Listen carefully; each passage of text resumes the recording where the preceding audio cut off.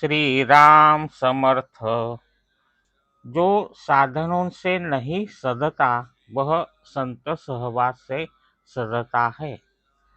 अवतार के कारण आए हुए संत और अन्य संत, इनमें भेद होता है। अवतारी संत ये संतवर ज्ञानेश्वर महाराज या संत श्री समर्थ की तरह होते हैं।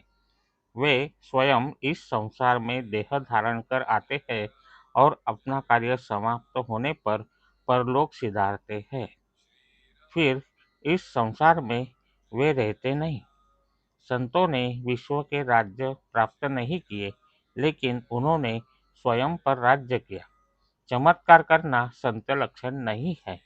अनायास चमत्कार हुआ तो होने देते हैं, लेकिन चमत्कार दिखाने के लिए संत चमत्कार नहीं करते। संतों की निंदा या अपमान कभी न करें। उनकी परीक्षा भी नहीं लेनी चाहिए। किसी का भी अहित नहीं करना चाहिए। दूसरों के हित का ही सोचे, हित ही करे। नामस्मरण के अलावा अन्य किसी भी बात में हित नहीं है। अतः निरंतर हरिनाम स्मरण संत संगति ही है।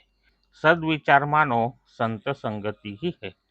ध्यान, स्मरण, मनन और सद्ग्रंथ वाचन के कारण संतों से मेल होगा और उनसे समागम होना संभव होगा।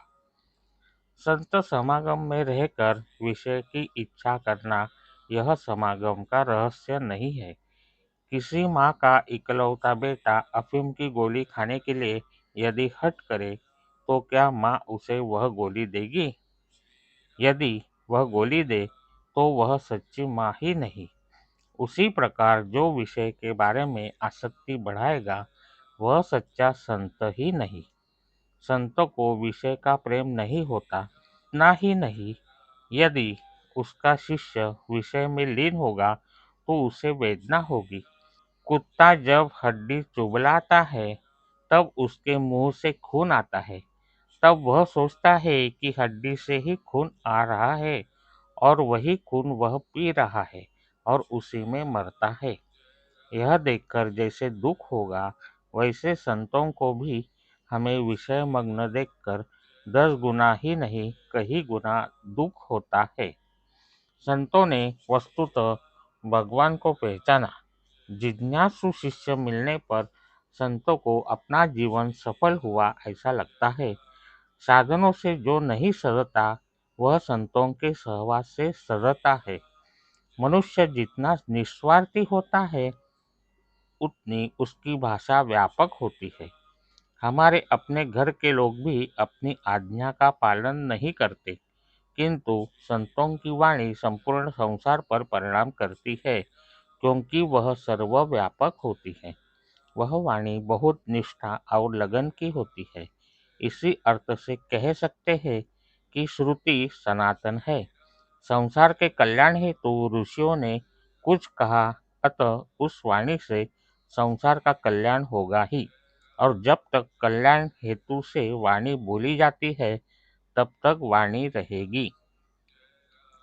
जो है उसमें संतोष माने, किसी का द्वेष मत्सर न करे, सभी जग भगवत रूप माने, निरभिमानी रहे, अखंड नामस्मरण करे और संतों, सज्जनों, सद्गुरुओं के बारे में पूज्य भाव रखे। इन्हीं बातों का आचरण करे, यही परमार्थ है।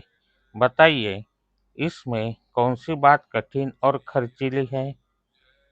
हम निश्चय पूर्वक उन बातों को आचरण में नहीं लाते, इसीलिए संतोष नहीं हो पाता। उन बातों का हम आचरण करें तो संतोष होगा। आज का बोध वचन। गृहस्थी में कैसा व्यवहार करे यह हमें संत सिखाते हैं और तदनुसार आचरण कर दिखाते हैं। जय श्री राम। जानकी जीवन स्मरण। जय जय राम।